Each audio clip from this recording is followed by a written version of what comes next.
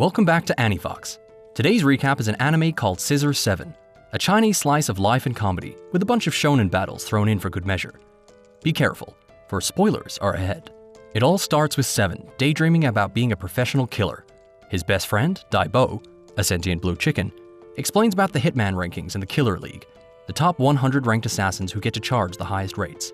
Daibo offers to train Seven in how to become a contract killer so that Seven can save up enough money to visit Stan, where he would be able to restore his memories. As part of his training, Seven is introduced to the Gaiba egg, which can transform him into whatever he's thinking about, and Xiao Fei, the flying chicken, who can fly Seven out of any sticky situations. Seven can also use Qi to psychically control Scissors. After his first hit goes wrong, Seven is chased right into a Stan robot. The robot notices a token that Seven has and tries to kill him.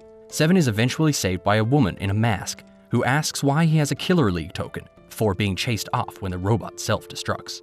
Thinking the token might have something to do with his memories, Seven decides to team up with Daibo and become a top 100 killer. The cat and dog tribes are at war. The chief of the cat tribe, Meow, hires Seven to stab out the eyes of the alpha dog the night before their big war.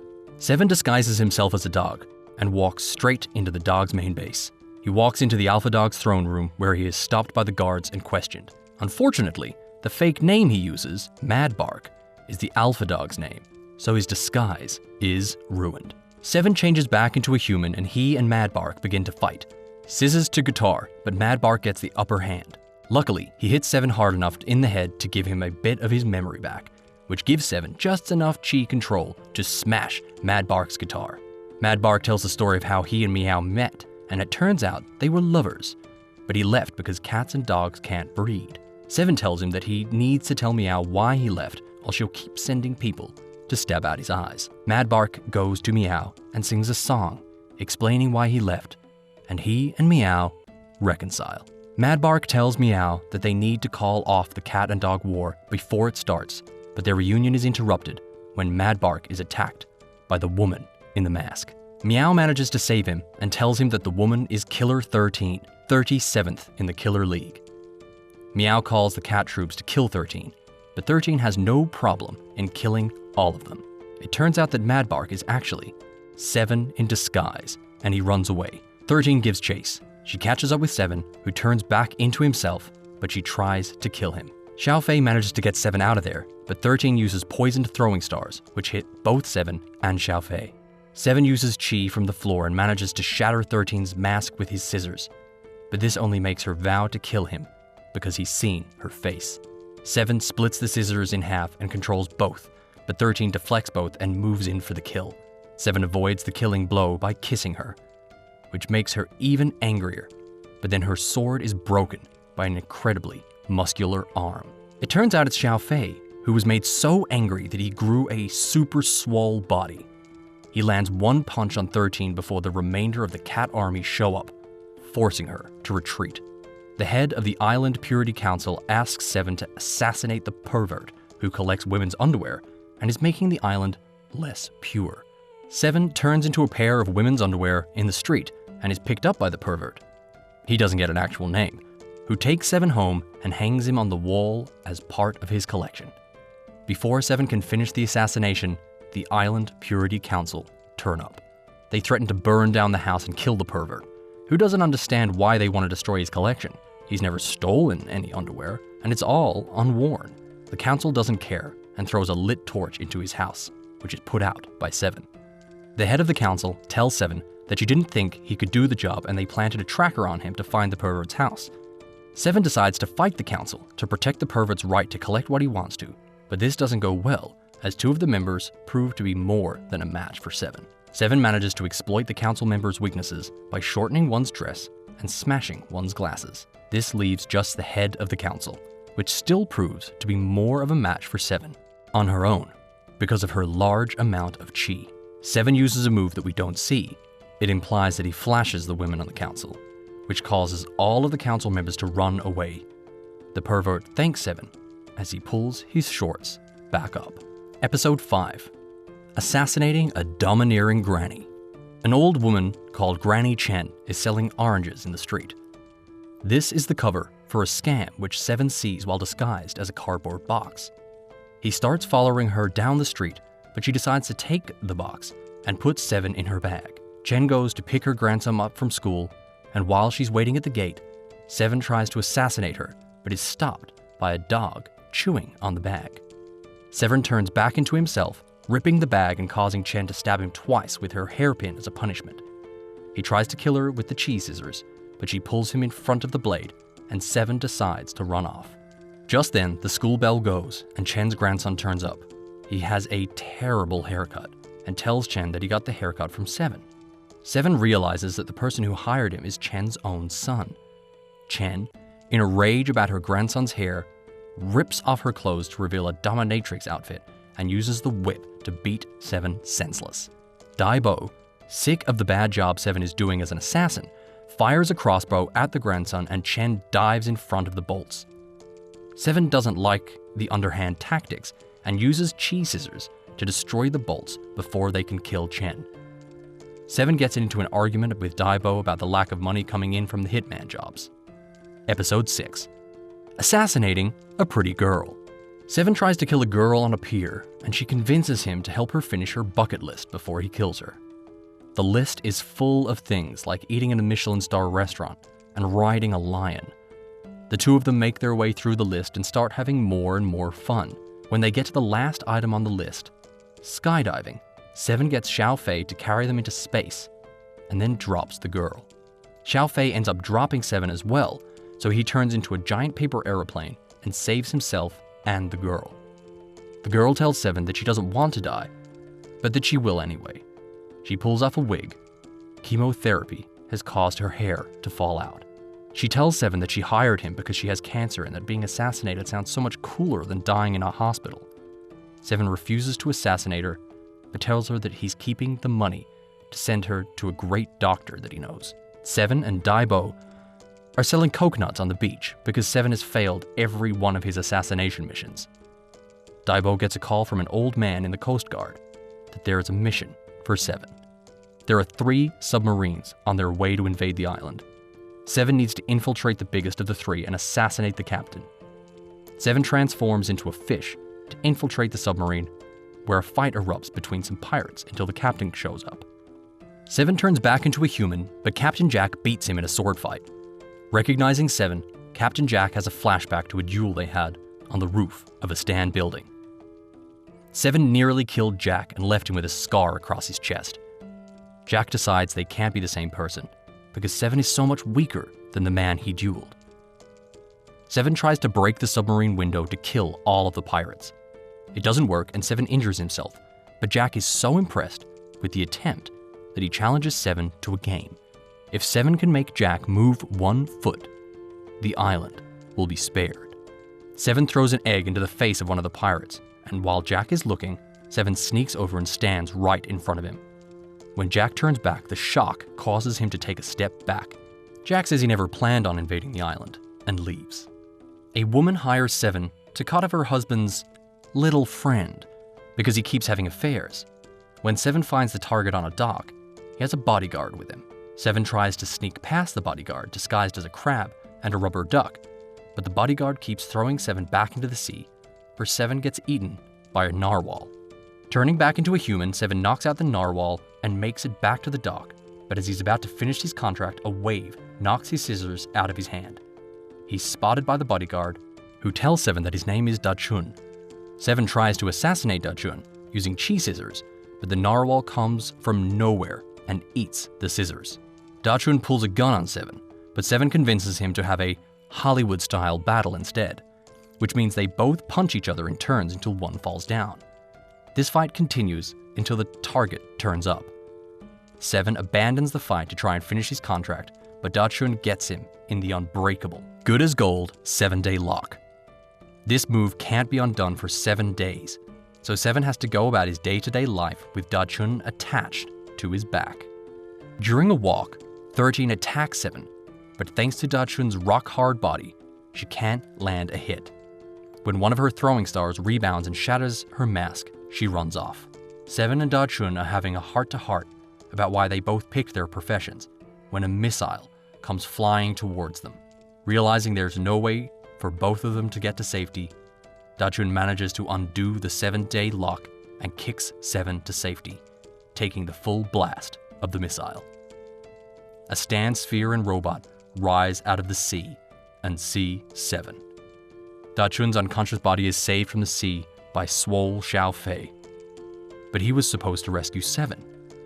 Unfortunately, he uses all of his sexy energy, rescuing Da Chun, and Dai Bo begs 7 to run. The Stanian starts asking 7 if he was the one who stopped the missile while running facial recognition on 7. The results come up as a match, and the Stanian attacks 7. 7 sees his life flash before his eyes, including his lost memories, before Xiao Fei manages to pull him to safety. The Stanian and a flying robot head to a giant rock on the island where they find a special ore that the Stanians need for their research. He announces to the island that he is the Prince of Stan and that when he takes the ore, the island will sink, so everyone should leave. Hearing this, Da Chun hires 7 to assassinate the Prince of Stan and save the island. Meanwhile, the Prince of Stan is winning in a fight against many of 7's old targets, defeating Meow, Mad Bark, the old man from the Coast Guard, and the dying girl. Finally, it's down to the chairman of the Security Council and the Prince of Stan. Somehow, the chairman manages to deflect an attack and destroy the robot with it, which infuriates the Prince of Stan, who uses a tracking missile to kill the chairman. Realizing what he's up to, the chairman tries to make sure they're both caught in the blast, but the Prince of Stan manages to put up a shield at the last moment. Having won the battle, the Prince of Stan lowers his shield and is instantly attacked by what looked like chi scissors. However, when they stop spinning, it turns out this is 7's flashback sword. 7 turns up, having saved the chairman, and challenges the Prince of Stan to a battle. In a flashback to a few minutes ago, Dai Bo tells 7 that they aren't actually childhood friends, and Dai Bo found 7 washed up on a beach 2 years ago with no memory. He kept 7's sword and took him to a doctor, which saved 7's life, but left Dai Bo with a massive medical bill, which is why he convinced 7 to become an assassin. Dai Bo gives the sword back to 7, who leaves and is followed by Xiao Fei. 7 realizes that his sword is cracked, and the Prince of Stan manages to shatter it in one hit. Just as he goes for the killing blow, 7 is saved by 13. The Prince of Stan recognizes her as a member of the Shan Wu, a nation at war with Stan. He easily overpowers 13, and as he goes in for the kill, Swole Xiao Fei falls from the air and manages to punch through the Prince of Stan's shield. 7, 13, and Xiao Fei all attack together, but the Prince of Stan uses a power suit to upgrade his power level. He manages to beat all 3 of his attackers in one move. As he's about to finish off 13, 7 sneaks up behind the Prince of Stan and gets him in Da Chun's good-as-gold 7-day lock. 7 manages to summon his chi scissors while in the hold, and they stab through both the Prince of Stan and 7. The scissors then shatter into 1,000,000 pieces. As Xiao Fei tries to revive 7, the Prince of Stan gets back to his feet. He tries to finish the unconscious 7 off, but is interrupted by Dai Bo, who couldn't run off while 7 and Xiao Fei were in danger. While Dai Bo and 13 battle with the Prince of Stan, 7 remembers that he was a killer for Shan Wu, who turned against the leader and was left for dead. He regains consciousness, reforms his sword using chi, and manages to cut off the Prince of Stan's arm. The Prince of Stan summons the sphere he arrived in to go into robot mode. Before he can attack, 7 destroys the robot with one swing of his sword. 13 is using a special technique to show this to her master, who tells her to kill 7. A few days later, all the people that 7 helped in the battle are waiting to see if he's recovered, and 13 gives him a new pair of scissors. Episode 11, 13. This episode is an extended flashback showing 13's childhood. She grew up in Shan Wu, a nation dedicated to martial arts, the 13th daughter of the legendary Plum Blossom swordsman. He had no sons and refused to train his daughters in the way of the sword because he believed that women lacked the ability to become high-level warriors. After watching his duel against the inheritor of the Conqueror's spear, 13 stole the spearhead and began sword training in secret using techniques she learned by watching her dad. Eventually, 13's dad brought home a mistress and she gave birth to a son. 13 and her mother had to leave the family home, but were attacked by enemies of the Plum Blossom swordsman. 13 managed to beat one in a fight using the spearhead, But before she could deliver the killing blow, his friends showed up. One stabbed 13's mother, killing her, and another attacked 13.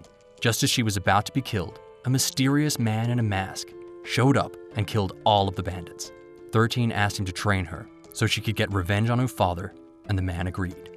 Another flashback episode, showing Daibo's past. Daibo wakes up from a nightmare where he's being cooked and goes to see his friend Da Fei. Da Fei tells Daibo that he's entering the cockfights because chickens are either bred for food or for fighting. If he can win the cockfight, his son, Xiao Fei, will be raised as a fighting chicken and will be safe from being eaten. The rules of the fight are that Da Fei has to survive against the champion, King Pheasant, for 15 minutes. Although the fight starts badly, Da Fei manages to turn the tables by using his head. He uses both his opponent's strengths and weaknesses against him. With 3 minutes to go, King Pheasant injects himself with something and manages to get the upper hand again. Before he can end the fight, the time limit passes, making Da Fei the winner. However, this would end King Pheasant's 1,000 fight win streak, so instead of stopping the match, he beats Da Fei to death in front of the crowd. Daibo, who was in the crowd, vows to take care of Xiao Fei. In the present day, Daibo and Xiao Fei are having a conversation, and Daibo admits that he taught Seven to fight, just like Da Fei. Xiao Fei asks for more of the story, and Daibo tells him he'll continue in the next episode. Daibo tells Xiao Fei that Da Fei has died, and that Xiao Fei will be living with him from now on.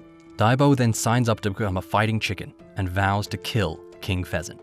When the fight starts, King Pheasant tells Daibo that he knows that he's Da Fei's friend, but it doesn't matter, and Daibo will die anyway. King Pheasant beats Daibo so badly, the crowd thinks he's dead. But Daibo gets up and gives King Pheasant the finger. This happens again and again for 4 minutes, with Daibo getting up and giving him the finger every time. King Pheasant has been given orders to kill Daibo in less than 5 minutes because of a bet that has been placed on the fight, so he decides he needs to use his enhancer. However, Daibo admits he knows King Pheasant has been injecting himself in the fights, and Daibo has been antagonizing him to get a chance to steal it. Although King Pheasant says he will kill any chickenoot that isn't a prime specimen, Daibo injects himself and passes out. While unconscious, he meets Da Fei, who tells him to protect Xiao Fei. Daibo gets back up, his body having transformed into something monster-like. Daibo easily defeats King Pheasant now that he's enhanced. King Pheasant tells Daibo that there's no truth to the rumor that chickens who become great fighters are safe from being eaten, because once you start losing fights, you get eaten anyway. Daibo already knows this and tells King Pheasant that this was all just a means to an end before attacking the chicken's owner. All of the spectators of the cockfights run off, leaving only the people who work in the chicken farm. Daibo threatens to kill the owner unless all of the chickens are set free. Once all the chickens are gone, Daibo is going to kill the owner anyway, but Xiao Fei shows up and Daibo realizes he can't do it in front of a child. He lets the owner go and tells Xiao Fei he's heard of an island where they don't eat chickens, so they'll go there together, but then he passes out. The owner, taking this opportunity, tries to kill Daibo, but Xiao Fei flies them both away. A few days later, they turn up on the island. While walking along the beach, they find Seven washed up. Daibo and Xiao Fei pull him out of the sea and onto the beach. Thanks all for today's video. We hope you enjoyed it. Remember to like, subscribe, and let us know your thoughts in the comments. See you next time.